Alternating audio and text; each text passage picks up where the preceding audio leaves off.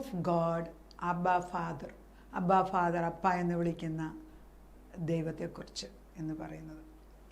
അബ്ബ father, the most intimate name showing us his character as our loving dad. അതായത് വേദപുസ്തകത്തിൽ ദൈവത്തിന് പല പേരുകളുണ്ട്. അതിനെക്കുറിച്ചാണല്ലോ കഴിഞ്ഞ ദിവസം എലോഹിം, പിന്നെ Yahweh, God, I am who I am, അതിനെക്കുറിച്ചും ഒന്ന് കർത്താവ് എങ്ങനെയാണ് മോശയിൽ കൂടെ മിസ്രൈമിലെ നിന്ന് ഇസ്രായേൽ ജനത്തെ കൊണ്ടുവന്നൊക്കെ നമ്മൾ പറഞ്ഞു. എന്നാൽ അടുത്തതിൽ അബ്ബ, പിതാവി എന്ന് വിളിക്കുന്ന പുത്രത്വത്തിൻ്റെ ആ അബ്ബ എന്ന് വിളിക്കുന്ന ആ പദവി, സ്വർഗസ്ഥനായ ഞങ്ങളുടെ പിതാവേ നിൻ്റെ നാമം സ്വർഗത്തിലെ. അപ്പോൾ ഏത് നാമമാണ് നമ്മൾ ഇവിടെ ഉപയോഗിക്കുന്ന? അബ്ബ, എൻ്റെ അപ്പൻ. അതൊരു എൻഡിയറിങ് വേർഡാണ്. അപ്പൻ, എൻ്റെ അപ്പൻ എന്നുള്ള ബോധം എത്ര വിശ്വാസികളാണെന്ന് പറഞ്ഞാൽ നമുക്ക് ചിലപ്പോൾ മറന്നുപോകും. എനിക്കൊരു ജീവനുള്ള അപ്പനുണ്ട്. നമ്മളെപ്പോഴും ഈ ലോകത്തിലുള്ള അപ്പന്മാർ നല്ലതാണോ അഴുക്കാണോ എന്ന് തീരുമാനിച്ചിരിക്കും. അതായത് ജീവനുള്ള ദൈവത്തിൻ്റെ ആത്മാവ് നല്ല ഒരപ്പനുള്ള മക്കൾക്ക് ദൈവത്തെ റിലേറ്റ് ചെയ്യാൻ എളുപ്പമാണ്. പിന്നെ ഈ ലോകത്തിലുള്ള അപ്പന്മാർ ആരും പെർഫെക്റ്റ് അല്ല. അങ്ങനെയൊന്നും ആരും ആഗ്രഹിക്കുക പോലും വേണ്ട. അത് ഈ പാപലോകത്തിൽ സംഭവിക്കുന്നില്ല. പിന്നെ ഈ ആദ്യമേ ഒരു കൊച്ചു പിള്ളേർ ഒരു 7, 8, 9 വയസ്സ് വരെ അപ്പനെ അവർക്ക് ജീവനാണ്. ഈ ടീനേജ് 12 വയസ്സ് കഴിയുമ്പോഴത്തേക്ക് അവരപ്പനിലും ഉള്ള ബലഹീനതകൾ കാണാൻ തുടങ്ങും. പിന്നെ ഒരു 12 തൊട്ട് ഒരു 25 വരെ റിബല്യസ് ടൈമാണ്. അതായത് അപ്പനുള്ള കുറവുകൾ. അപ്പൻ അത് ചെയ്തില്ല, ഇത് ചെയ്തില്ല. അങ്ങനെ ഇപ്പോഴും പറയുന്ന മക്കളില്ലേ, എൻ്റെ അപ്പൻ അത് ചെയ്തില്ല, അമ്മ അത് ചെയ്തില്ല. അത് ഞാനൊക്കെ ഈ സൗദിയിലൊക്കെ ആയിരുന്നപ്പോൾ ഈ ബൈബിൾ സ്റ്റഡിക്ക് വരുമ്പോൾ ആരോടെങ്കിലും ഒന്ന് സാക്ഷ്യം പറയാൻ തുടങ്ങിയാൽ നമ്മുടെ ഇവിടെ അത്രയും കണ്ടിട്ടില്ല. അവിടെ ഏറ്റവും ആദ്യം അവർ പറഞ്ഞ അവരുടെ അപ്പൻ ചെയ്തില്ല, അമ്മ ചെയ്തില്ല. ഞാൻ എപ്പോഴും വിചാരിക്കും ഇവരുടെ ഈ അപ്പനും അമ്മയും കുറ്റം പറഞ്ഞുകൊണ്ടിരിക്കുകയാണ് സാക്ഷ്യം പറയാൻ പറഞ്ഞതെന്ന്. ഇവരിങ്ങനെ കുറ്റം പറഞ്ഞുകൊണ്ടിരിക്കും. അത് ശരിയല്ല. ആരും പെർഫെക്റ്റ് അല്ല. ഈ പാപലോകത്തിൽ ഞാൻ പെർഫെക്റ്റ് അല്ല, നിങ്ങൾ പെർഫെക്റ്റ് അല്ല, അപ്പൻ പെർഫെക്റ്റ് അല്ല, ആരും പക്ഷേ ഈ പെർഫെക്റ്റ് അല്ലാത്ത നമ്മളെ എടുത്ത് ഉപയോഗിക്കുന്നതിന് നന്ദി പറയണം. പക്ഷെ പെർഫെക്റ്റ് ആയിട്ടുള്ള ഒരു അപ്പനുണ്ട്, അത് ദൈവമാണ്. നമ്മുടെ സ്റ്റാൻഡേർഡ് അതാണ്.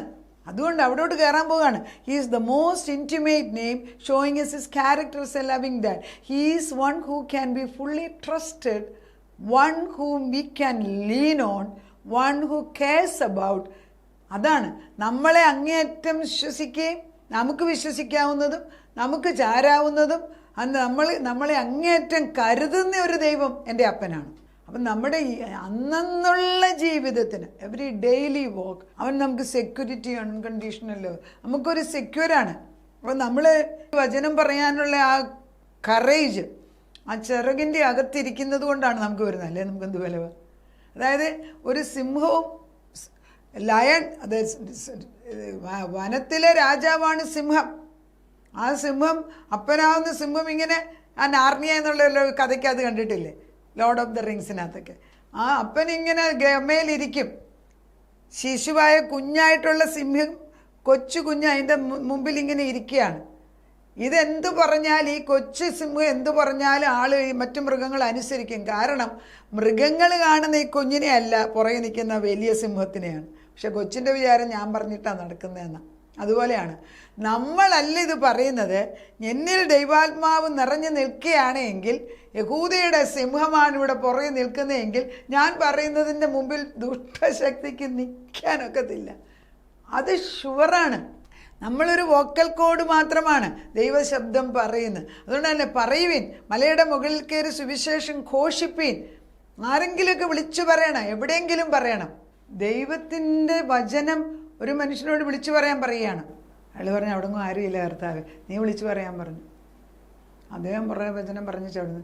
പിന്നെ വർഷങ്ങൾക്ക് ശേഷം അവിടെ സുവിശേഷം നടത്താൻ എളി ചെന്നപ്പം അവിടെ സുവിശേഷകനായിട്ടൊരു നിൽക്കുന്നു. അപ്പോൾ ആ കൊച്ചൻ വന്നേച്ചു പറയാണ്, അന്ന് ഞാൻ ഒളിച്ച് നടന്നപ്പോൾ ആരോ നിങ്ങൾ വന്ന് സുവിശേഷം പറഞ്ഞ് ഞാനത് കേട്ട് അതോടെ ഞാൻ രക്ഷിക്കപ്പെട്ടു. ഒരാൾ പറഞ്ഞാൽ നമ്മൾ ദൈവാത്മാവ് പറഞ്ഞത് അനുസരിക്കുകയാണ്. ചിലപ്പം ബുദ്ധിഹീനതയായിട്ട് തോന്നിക്കും. ഒട്ടും എക്സ്പെക്റ്റ് ചെയ്യാത്ത ചില വ്യക്തികളായിരിക്കും ചിലപ്പം പറയേണ്ടത്. ചില സാഹചര്യങ്ങളിൽ ചെങ്കടൽ പോലെ മുമ്പിൽ ഒന്നും നടക്കത്തില്ലെന്ന് നടക്കുന്ന സാഹചര്യമായിരിക്കും. പക്ഷെ നമ്മളോട് ദൈവം പറയും, ആ കയ്യിലിരിക്കുന്ന വടി നീട്ടെ, നീ എന്തിനാ കരഞ്ഞുകൊണ്ടിരിക്കുന്നത്, വചനമെടുത്ത് ഉപയോഗിക്ക്. അന്നേരം അതിൻ്റെ വഴി തുറക്കുന്നതാണ്. പിതാവാം ദൈവം എൻ്റെ അപ്പനാണെന്ന് എനിക്ക് ക്ലിയറായിട്ടുള്ള ബോധം വന്നു കഴിഞ്ഞാൽ നമുക്ക് പ്രയാസമുള്ളപ്പം അവൻ്റെ മടിയിലിരിക്കാനുള്ള സ്വാതന്ത്ര്യം കിട്ടും. നമ്മുടെ മക്കൾ വഴിതെറ്റിപ്പോവുകയാണ്. പലപ്പോഴും ഈ ഡ്രഗ്സും ഒക്കെ എടുക്കുന്ന പിള്ളേർ വെറും പാവങ്ങളാണ്. അവർ പോകുന്ന അവരുടെ ഉള്ളിൽ ഈ പിശാച് ഇങ്ങനെ ഒന്നിനും കൊള്ളത്തില്ല, നമ്മൾ കൊച്ചിലെ അവനൊന്നിനും കൊള്ളത്തില്ലെന്നൊക്കെ പറഞ്ഞിട്ട് അല്ലെങ്കിൽ ഉദ്ദേശിച്ച പോലെ കാര്യങ്ങൾ നേടാത്തവർക്ക് നിരാശ വരും. അപ്പോൾ അവർ വഴിതെറ്റിപ്പോവും. പക്ഷെ നമുക്ക് മനസ്സുകൊണ്ട് കാണാം, ഈ വഴിതെറ്റി ഡ്രഗ്സ് എടുത്ത് നടക്കുമ്പോഴും പിതാവിൻ്റെ ശക്തമായ കരങ്ങൾ അവനെ ചുറ്റിപ്പറ്റി നിൽക്കുന്നതുകൊണ്ടാണ് പിശാച് നശിപ്പിക്കാത്തത്. അത് നമ്മൾ കാണണം. ദൈവത്തിൻ്റെ അതായത് അമ്മയോടെയോ അപ്പൻ്റെയോ അല്ലെ മറ്റാരുടെയോ പ്രാർത്ഥന നിൽക്കുന്നതുകൊണ്ടും ഇവൻ്റെ മേൽ ദൈവ വിളിയുള്ളവനുമായാൽ പിശാച് ഉപദ്രവിക്കും. അവൻ ഏതു തരത്തിലൊന്നും ഇല്ലാതെ. പക്ഷെ ദൈവം അറിഞ്ഞിരിക്കുന്നതിനാൽ ഈ പ്രയാസ സമയത്തും അബ്ബ എന്ന് വിളിക്കാനുള്ള അവകാശം എനിക്ക് തന്നിരിക്കുന്നതിനാൽ അപ്പൻ്റെ മടിയിലേക്ക് കുഞ്ഞുങ്ങളെ കൊണ്ടുവരുന്നു. അതുകൊണ്ട് ക്രൂശ് മരണത്തിൻ്റെ സമയത്ത് തലേ ദിവസം യേശു ക്രിസ്തു യെരുശലേമിനെ നോക്കി വെച്ച് പറയുന്നു, കരയുന്നു എന്നാണ് യേശുവിനെ കുറിച്ച് അന്ന് പറയുന്നത്. യെരുശലേമിനെ നോക്കി വെച്ച് യേശു കരഞ്ഞുകൊണ്ട് പറയുന്നു, യെരുശലേമേ യെരുശലേമേ, നിന്നെ ഞാൻ എൻ്റെ നെഞ്ചോട്, കോഴി തൻ്റെ കുഞ്ഞുങ്ങളെ ചേർത്ത് പിടിക്കുന്നത് പോലെ എൻ്റെ നെഞ്ചോട് ചേർത്ത് തലോലിക്കാൻ ഞാൻ ആഗ്രഹിക്കുന്നു. പക്ഷേ നീ മറുത്ത് നിൽക്കുകയാണ്. ആ മറുത്ത് നിൽക്കുന്ന ആത്മാവിനെ അടിച്ചു മാറ്റുകയാണ് ഇപ്പോൾ. അഴിഞ്ഞു മാറിയിട്ട് ദൈവത്തിൻ്റെ സ്നേഹത്തിൻ്റെ ആ സ്നേഹ ചങ്ങല കൊണ്ട് അവരിങ്ങനെ നമ്മൾ കെട്ടുകയാണ്. കാണണം അങ്ങനെ ദൈവം ഇങ്ങനെ കെട്ടുന്നത്. ഞാൻ വ്യക്തമായിട്ട് ഞാൻ ഓർക്കുന്നു, വർഷങ്ങൾക്ക് മുമ്പ് അമേരിക്കയിൽ മോളുടെ ഒരു ഫ്രണ്ട് ഉണ്ടായിരുന്നു. അവർക്ക് ന്യൂയോർക്കിലൊരു പ്രെയർ സെൻറ്റർ തുടങ്ങാൻ വേണ്ടി, ന്യൂയോർക്ക് എന്നൊക്കെ പറഞ്ഞാൽ അങ്ങേറ്റം ലോകത്തിൻ്റെ ചിന്ത മാത്രമുള്ള ഒരു സ്ഥലം, രാവും പകലും ഒരുപോലത്തെ ആ സ്ഥലത്ത് ഒരു പ്രെയർ സെൻറ്റർ അവർ തുടങ്ങുക. അപ്പോൾ എന്നോട് ഒരു മമ്മി ആ കൊച്ച് 40 ദിവസം ഉപവസിക്കുകയാണ് ഒന്നും കഴിക്കാതെ. അപ്പോൾ ഞാൻ പറഞ്ഞു, അമേരിക്കയിലും 40 ദിവസം ഉപവസിക്കാതെ ഭക്ഷണം കഴിക്കാത്ത പിള്ളേരുണ്ടല്ലോ. അപ്പോൾ എനിക്ക് വലിയ സന്തോഷം. ഞാൻ അവന് വേണ്ടി കുത്തിയിരുന്ന് പ്രാർത്ഥിക്കാൻ തുടങ്ങി. കർത്താവ് എൻ്റെ മോളാണ് ന്യൂയോർക്കിലെ കണക്റ്റിംഗ് ലിങ്ക് അവിടെ വേറെ ഏതും കൊണ്ട്. അപ്പോൾ മോൾ പറയും, മമ്മി പ്രാർത്ഥിക്കണം. ഞാൻ പ്രാർത്ഥിച്ചു. അങ്ങനെ 40 ദിവസം ഇവന് ഉപവസിക്കുന്നു, ഒന്നും ഭക്ഷണം കഴിക്കാതെ ഉപവസിച്ചുണ്ട്. അപ്പോൾ ഞാൻ ഒരു ദർശനം എന്ന പോലെ ഞാൻ ഓർക്കുന്നുണ്ട്. ഞാനിങ്ങനെ ആത്മാവിൽ ന്യൂയോർക്കിൽ ചെല്ലുകയാണ്. ഞാൻ ന്യൂയോർക്കിൽ ചെല്ലുന്നതായിട്ടും അവിടെ ഒരു വൃക്ഷം, വലിയൊരു വൃക്ഷമാണ്, അതിലൊരൊറ്റ ഇലയില്ല. ക്ലിയറായിട്ട് ഞാൻ നോക്കുന്നത്, ഇലയില്ല, അതിൻ്റെ തൊലിയില്ല, പക്ഷേ എൻ്റെ വൃക്ഷം മാത്രമേ. പക്ഷെ ഞാനൊരു വലിയ വടം എടുത്തിട്ട് ഈ വൃക്ഷത്തിൻ്റെ കമ്പയിലോട്ട് ഞാൻ ഇരുട്ട് ഈ വടം അങ്ങോട്ട് വലിക്കുകയും വൃക്ഷം മുഴുവനായിട്ട് പറഞ്ഞ് താഴെ വീഴുകയും ചെയ്തു. അപ്പോൾ ഞാൻ പറഞ്ഞു, ഇങ്ങനെ ഒരു ദർശനം ഞാൻ കണ്ടത്. ഞാൻ മോളോട് പറഞ്ഞു. അപ്പോഴത്തേക്ക് 40 ദിവസത്തെ ഈ കൊച്ചൻ്റെ ഉപവാസം തീർന്നു. അതിൻ്റെ അടുത്ത ആഴ്ച അവർ ന്യൂയോർക്കിലെ പ്രെയർ സ്റ്റാർട്ട് ചെയ്തു. ഇന്നും അത് നടക്കുന്നു. വർഷങ്ങൾക്ക് മുമ്പ് തുടങ്ങി അത് ഇന്നും അവിടെ നടക്കുന്നു. ബിക്കോസ് ആ ജഡത്തിൻ്റെ ശക്തിയെ, ആ വൃക്ഷത്തെ വേരോട് 40 ദിവസം എന്തിനാണ് ഉപവസിക്കുന്നത്? ആത്മാവ് ബലപ്പെടുത്താൻ, ജഡത്തെ മാറ്റാൻ. ആ ജഡത്തിൻ്റെ ശക്തി മുഴുവൻ പോയിട്ട് വേരോട് പറിച്ചു കളഞ്ഞപ്പോൾ അവിടെ ഒരു പുതിയ ആത്മീക വൃക്ഷം വളർത്തിയെടുക്കാൻ സാധിച്ചു. അതാണ് നമുക്ക് നമ്മുടെ മക്കൾക്ക് ചെയ്യേണ്ടത്. നമ്മൾ പ്രാർത്ഥിച്ചുകൊണ്ടേയിരിക്കുക, കർത്താവിൻ്റെ സ്നേഹം കൊണ്ട്, സ്നേഹ ചങ്ങല കൊണ്ട് അവരെ കെട്ടി വലിച്ചുകൊണ്ടേയിരിക്കുക. കുറച്ച് കഴിയുമ്പോൾ വരാതിരിക്കുക. നമ്മൾ ഈ വടംവലി കണ്ടിട്ടുണ്ടോ? കൂടുതൽ ആര് വലിക്കാൻ ശക്തിയുണ്ടോ അവൻ്റെ അടുക്ക് വരും. ആദ്യമൊക്കെ അങ്ങേ സൈഡ് ജയിച്ചെന്ന് തോന്നും, പക്ഷേ കൂടുതൽ എത്ര നേരം പിടിച്ചു നിൽക്കാനവൻ. യാക്കോബ് യാബോക്ക് എന്ന കടവിൽ വെച്ച് ദൈവവുമായിട്ട് മൽപ്പിടുത്തം ചെയ്തതുപോലെ രാത്രി മുഴുവൻ മൽപ്പിടുത്തമാണ്. ആ പ്രഭാതത്തിൽ ദൈവദൂതൻ പറഞ്ഞു, നേരം വെളുത്ത് എനിക്ക് പോകാൻ സമയമായിരുന്നു. യാക്കോബ് പറഞ്ഞെന്തുവാ, എന്നെ അനുഗ്രഹിച്ചിട്ടല്ലാതെ ഞാൻ നിന്നെ വിട്ടുകയില്ല. അതന്നെ ഞാൻ പറഞ്ഞു, അങ്ങനെ തന്നെയാണ്. ദൈവമേ, നീ ഞങ്ങളെ, എൻ്റെ തലമുറകളെ എല്ലാ അമ്മമാരും ഇത് പ്രത്യേകം കേൾക്കണം. നാവ് കൊണ്ട് ഇങ്ങനെയാണ് പറയണ്ടേ, എൻ്റെ സന്തതികളെ അനുഗ്രഹിച്ചിട്ടല്ലാതെ, അവരുടെ നന്മ കാണാതെ ഞാൻ ദൈവമേ നിന്നെ ഞാൻ വിടുകയില്ല എന്ന് പറഞ്ഞു. സൂര്യൻ അസ്തമിക്കാനൊക്കത്തില്ല, അങ്ങനെ പറഞ്ഞു നോക്ക്. സൂര്യൻ ഉദിച്ചു നിന്നാൽ എവിടെയാണ് നുണ വരുന്നത്? കള്ളൻ രാത്രിയിലല്ലേ വരത്തുള്ളൂ. ഡ്രഗ്സിന് പോകുന്ന ബോധം അറിയുമ്പോഴല്ലേ ഒരു ഡ്രഗ്സിന് പോകത്തുള്ളൂ. സുബോധമുള്ളവൻ ഡ്രഗ്സ് അടിക്കാൻ പോകണം? എടാ, ദൈവത്തിൻ്റെ മുമ്പിൽ മുഖ്യസ്ഥാനമുള്ളവനെന്നാണ് വല്ലയിടത്തും പോകുന്നത്. അപ്പം നമുക്ക് നമ്മുടെ സ്ഥാനം തെറ്റി, ഇരിക്കേണ്ട കസേര നീ മാറിപ്പോയി. തിരിച്ചു വാ. ഗലാത്യർക്ക് എഴുതിയ ലേഖനം 4 because you are the sons God send the spirit of his son into the heart.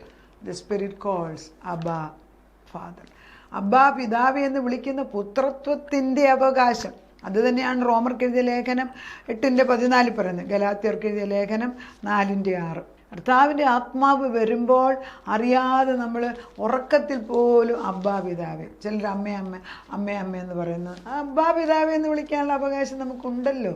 ഈ അപ്പൻ്റെ സ്നേഹം എന്തുകൊണ്ട് കാണുന്നില്ല? ഗലാത്യർ 4:6. ഈ സ്നേഹിക്കുന്ന ദൈവത്തിൻ്റെ അടുക്കുന്നതിന് കൂടുതൽ ചീട്ടെടുത്ത് വെയിറ്റ് ചെയ്യേണ്ട ആവശ്യമില്ല. You can go inside. അതായത് 4:6 ഇങ്ങനെയാണ് വായിക്കുന്നത്: നിങ്ങൾ മക്കളാകൊണ്ട് അബ്ബാ പിതാവേ എന്ന് വിളിക്കുന്ന സ്വപുത്രൻ്റെ ആത്മാവിനെ ദൈവം നമ്മുടെ ഹൃദയങ്ങളിൽ അയച്ചു. അങ്ങനെ നീ ഇനി ദാസനല്ല, പുത്രനത്രേ. പുത്രനെങ്കിലോ ദൈവഹിതത്താൽ അവകാശിയുമാകുന്നു. ഇത് പണമല്ല, ഇത് പദവിയാണ്. പണം പുറകെ കയറി വരും ആവശ്യമുള്ളവർക്ക്, ആവശ്യം അനുസരിച്ച്. ഈ പദവിയിലിരിക്കാൻ ആർക്കും അറിയത്തില്ല. ഇരിക്കേണ്ട കസേര ഇരിക്കാൻ ആർക്കും അറിഞ്ഞുകൂടാ. ദൈവം ഒരു കസേര നമുക്ക് തന്നിട്ടുണ്ട്, അതിലിരിക്കണം. പുത്രത്വത്തിൻ്റെ അവകാശം. അത് തന്നെയാണ് റോമർക്ക് എഴുതിയ ലേഖനം 8:14. ഇനി ഭീരുത്വത്തിൻ്റെ ആത്മാവിനെ അല്ലെന്ന് എന്നും ഇതെത്ര പറഞ്ഞാലും ഈ പറയുന്നത് എനിക്ക് കേൾക്കുന്നവർക്ക് ഇത് മറന്നു പോകുന്നുണ്ട്. നിങ്ങൾ പിന്നെയും ഭയപ്പെടേണ്ടതിന് ദാസ്യത്തിൻ്റെ ആത്മാവിനെ അല്ല, നാം അബ്ബാ പിതാവേ എന്ന് വിളിക്കുന്ന പുത്രത്വത്തിന് ആത്മാവിനത്ര പ്രാപിച്ചത്. നാം ദൈവത്തിൻ്റെ മക്കളാകൊണ്ട് ആത്മാവ് തന്നെ നമ്മുടെ ആത്മാവോട് സാക്ഷ്യം പറയും. നാം മക്കളെങ്കിലോ അവകാശികളാകുന്നു. ദൈവത്തിൻ്റെ അവകാശികളും ക്രിസ്തുവിൻ്റെ കൂട്ടവകാശികളും തന്നെ. നാം അവനോടുകൂടെ തേജസ്കരിക്കപ്പെടേണ്ടതിന് അവനോടുകൂടെ കഷ്ടം അനുഭവിച്ചേ പറ്റുള്ളൂ. തേജസ്കരിക്കാൻ കുറേ കഷ്ടമൊക്കെ വരുമെന്ന് സാരമില്ല. നമുക്ക് പ്രാർത്ഥിക്കാം. അബ്ബാ പിതാവേ എന്ന് വിളിക്കുന്ന പുത്രത്വത്തിൻ്റെ അവകാശത്തെ നീ തന്നിരിക്കുന്നു. ഇത്ര എൻഡിയറിംഗ് ആയിട്ട് അപ്പ എന്ന് വിളിക്കാനുള്ള അവകാശം യേശു ക്രിസ്തു തൻ്റെ ശിഷ്യന്മാരിൽ കൂടെ ഞങ്ങളെ പഠിപ്പിച്ചു തന്നപ്പോൾ വഴിയിൽ നോക്കി നിൽക്കാതെ കർത്താവെ നിൻ്റെ അടുക്കലേക്ക് ഓടിക്കയറി വരാൻ, ആ മടിയിലേക്ക് കയറി വന്നിരിക്കാനുള്ള ഭാഗ്യം തുറന്നു വെച്ചിരിക്കുന്ന പക്ഷേ ഇനിയും ദാസ്യം, പിന്നെയും ഭയപ്പെടേണ്ടതിനെന്ന്. പിന്നെയും എന്തിനാ ഞങ്ങൾ ഭയപ്പെടുക? പിന്നെയും ഭയപ്പെടുക. പിന്നെയും ഭയപ്പെടാതെ എൻ്റെ അടുക്കിലേക്ക് കയറി വരാൻ വാതിൽ തുറന്നു വെച്ചിരിക്കുന്നിടത്ത് അകത്തോട്ട് കയറി വന്ന് നിൻ്റെ മടിയിൽ ചില കുഞ്ഞുങ്ങൾ ഓടി വന്നിരിക്കുന്നത് പോലെ പ്രായം വ്യത്യാസമില്ലാതെ നിൻ്റെ മടിയിലേക്ക് കയറി നിൻ്റെ ഹൃദയം ഇടിപ്പറിയാൻ ആ യോഹന്നാൻ നിൻ്റെ നെഞ്ചോട് ചേർന്ന് ജീവിച്ചതുപോലെ ഞങ്ങളുടെ തലമുറകളും അങ്ങനെ ജീവിക്കാൻ ഇടയാക്കണമേ. അതുകൊണ്ടാണല്ലോ ക്രൂശ് മരണത്തിൻ്റെ സമയത്ത് യേശു ക്രിസ്തുവിൻ്റെ കൂടെ യോഹന്നാനും നിന്നു, മാതാവ് നിന്നു. വേറെ ആരും അവിടെ നിന്നില്ല കർത്താവേ. ആ ഒരു സ്നേഹം ഞങ്ങളിൽ ഇട്ട് തന്നിരിക്കുന്നതിന് സ്തോത്രം. കഷ്ടം അനുഭവിച്ചാലേ തേജസ്കരിക്കപ്പെടത്തുള്ളൂ എന്ന് പറയുന്നു. കഷ്ടങ്ങൾ സാരമില്ല കർത്താവേ. എൻ്റെ ആത്മാവിൻ്റെ ശക്തിയിലാണെങ്കിൽ ഓരോ കഷ്ടവും ഓരോ കിരീടങ്ങൾ പ്രാപിക്കുന്നതിൻ്റെ മുൻപടിയായിട്ട് ഞങ്ങൾ കാണുന്നു.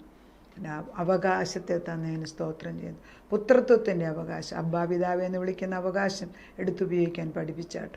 പ്രാർത്ഥന കേട്ട് ഉത്തരം തന്നതിന് നന്ദി. യേശു ക്രിസ്തുവിൻ്റെ പുണ്യനാമത്തിൽ തന്നെ ആമേൻ.